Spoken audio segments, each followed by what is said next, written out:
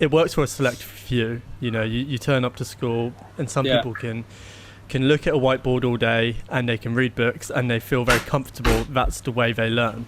But for me and a lot of people I grew up with, don't learn like that.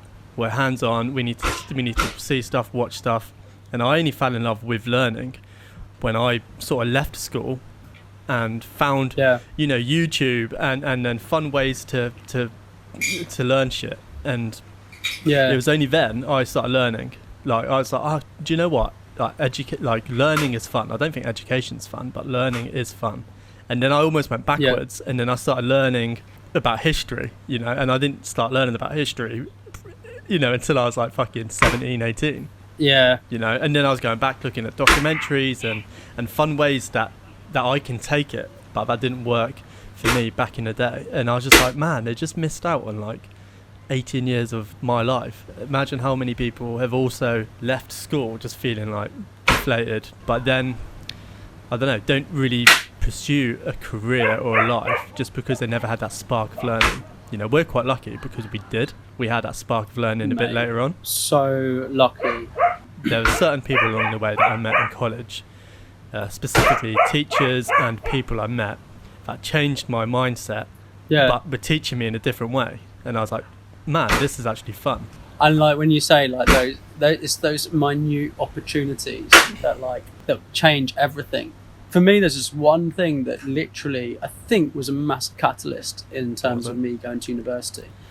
Was this one teacher?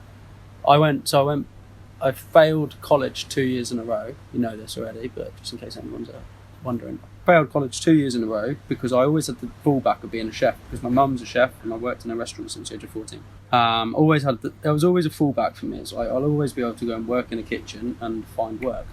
And then I dropped out of college 2 years in a row, and then I went back to my old school and studied a HND or kind of thing. It was a BTEC, and then just one course. It was just media, and this one teacher, Mrs. Dickinson. She was like not a teacher. She was like student support kind of thing. And I studied media, and I was like making things with Photoshop and all sorts of things like that. And then this one teacher just goes to me, "Oh, that's really cool.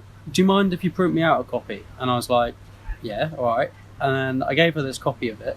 And then like a few weeks later, I go into her office and it was on the wall. It was just like a poster that I designed or something. It was like, I can't remember what it was. But it was that moment where I was just like, that was a catalyst. Because it was kind of like, it's not that, I don't think that piece of art or whatever it was, I don't think it was good.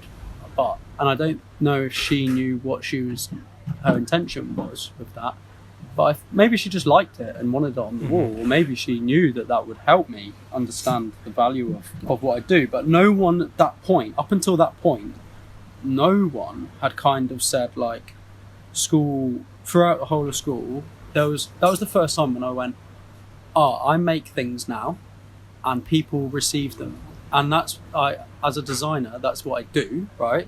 All through school, I just never was told that art was for people. I think that was the weird thing, is I had art lessons, but no one told you what, like the power of art, like what it meant to people.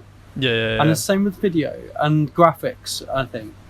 You know, like no one tells you what that actually means.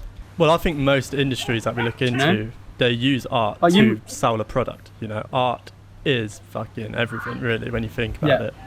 Like, it all boils down to how it's perceived. But when you do art at school, you're not told that. But for you, that was like a pivotal moment, right, when she said that. And you was like, oh shit, I can actually pursue that, or I can go forward. What? How old were you? I think I just turned 18, actually. Yeah. As I said, I dropped out of college 2 years in a row. That sparked conversations about, well, how do you go forward with this? Like, what does a career in design or media or anything mean?